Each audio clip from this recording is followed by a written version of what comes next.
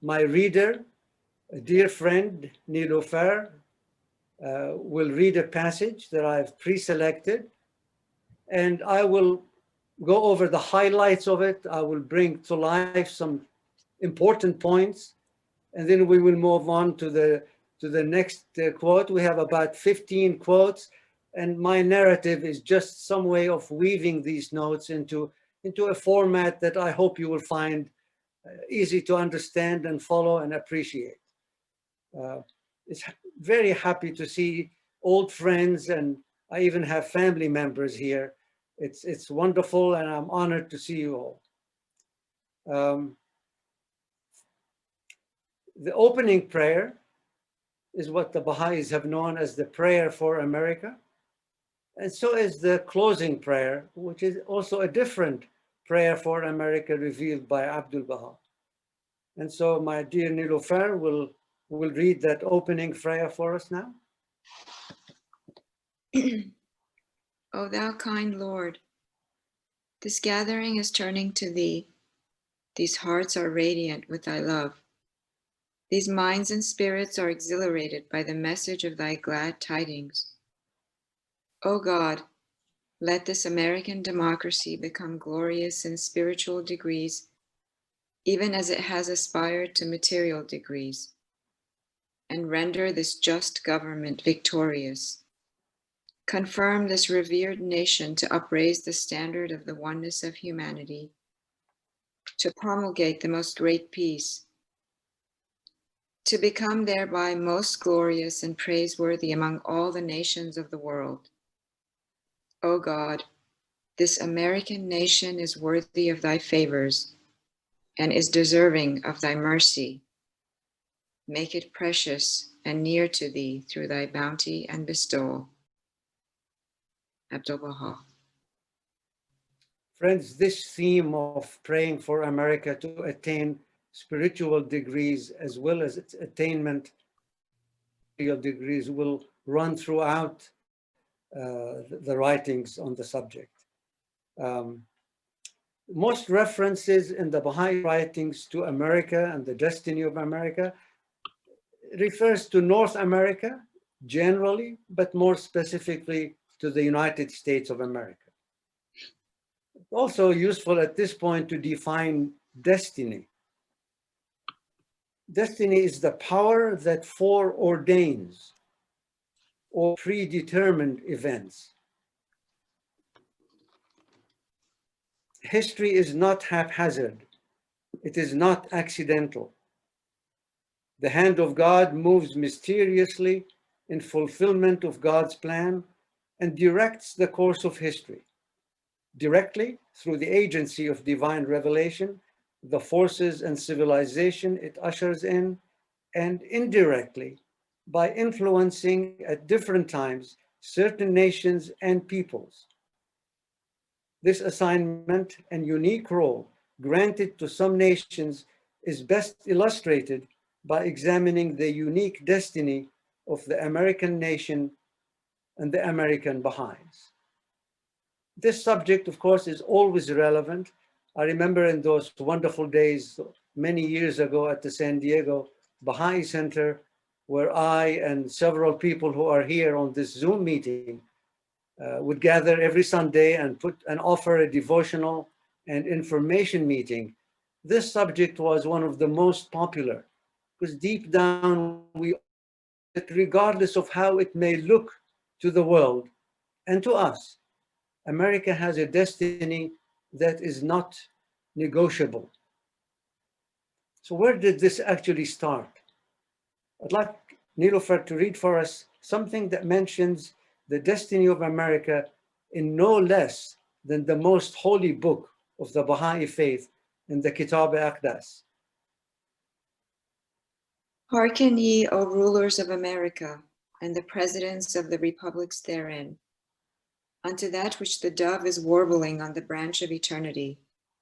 There is none other God but me, the ever-abiding, the forgiving, the all-bountiful. Adorn ye the temple of dominion with the ornament of justice and of the fear of God, and its head with the crown of the remembrance of your Lord. the creator of the heavens. Thus counseleth you he who is the dayspring of names, as bidden by him who is the all-knowing, the all-wise.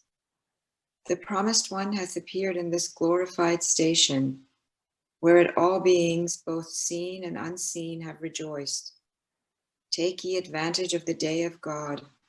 Verily, to meet him is better for you than all that whereon the sun shineth, could ye but know it. O concourse of rulers, give ear unto that which hath been raised from the dayspring of grandeur. Verily, there is none other God but me, the Lord of utterance, the all-knowing. Bind ye the broken with the hands of justice, and crush the oppressor who flourisheth with the rod of the commandments of your Lord, the ordainer, the all-wise. Even before the call of Baha'u'llah, the Bab, the second manifestation associated with the Baha'i faith, he called upon the people of the West to issue forth from your cities and proclaim his cause. Now, Baha'u'llah addressed the secular and ecclesiastical rulers of the earth of his time in his unprecedented tablets to the kings. He addressed them mostly in terms of reproach, admonition, constructive criticism, and to abandon all that they possess. But that was not the tone that he addressed the presidents of the American Republic. In tone and content, the message to the rulers and presidents of America stands unique in its felicity, praise of a mission that has no parallel in history. Studying in the writings of Baha'u'llah, those messages to the kings and rulers of his time, they were mostly monarchs, emperors, kings and queens. The only presidents, non-monarchy he addressed, were the presidents of America. It was an exception that is not insignificant. Those words, bind ye the broken with the hands of justice, and crush the oppressor who flourishes with the rod of the commandment of your Lord, the ordainer, the all-wise. Those words have given America a role beyond its shores. It's a responsibility that some of us may not like, may complain about. We may feel that it adds to our taxes, but it's a God-given mission to be the policeman of the world. This will become clear as we read further into the writings. Now you might say, why America? People have disagreed on why America was chosen. Some people would say that it was perhaps because the rulers of the old world have turned their backs on Baha'u'llah. They have ignored his admonitions and his counsel, and they did everything the opposite of the way he advised them, and paid the price with two horrific world wars. So perhaps the new world is the direction that Baha'u'llah turned and addressed them and requested. He gave them a mandate to add a constructive voice to restructuring the world. The son of Baha'u'llah, his successor, the center of his covenant, Abdul Baha, actually traveled to the West, especially spent the most time in the United States of America. And we will hear some of his counsel and admonitions that he gave to the American people.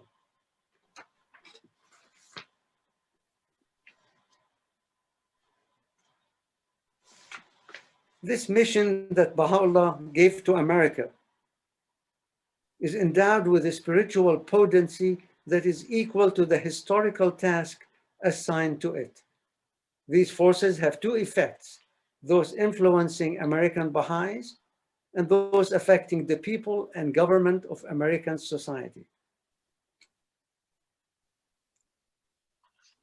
This prophecy, if you like, that America will arise to fulfill its destiny is infallible, immutable, and irreversible. It's infallible because it is from the pen of God. The voice of God is free from error. It is immutable, that it cannot be changed, and it's irreversible, that it will not be turned back. So anytime that we find that the American people or the American government is acting in ways that we might feel is unworthy of its destiny, it's okay. I remind myself that it's immutable.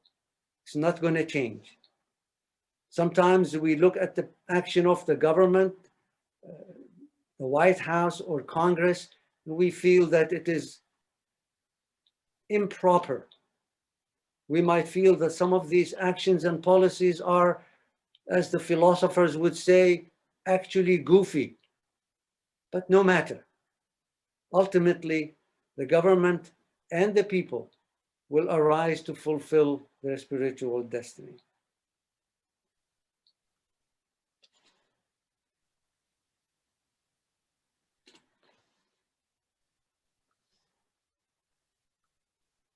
Now we will have several quotes that Nilufar will read for us from the writings of Abdul Baha and the guardian of the Baha'i faith. And after each one, I will pause briefly to highlight some point that I hope will impress on you the importance of these statements and the implications for the way we should view American policy and American behavior.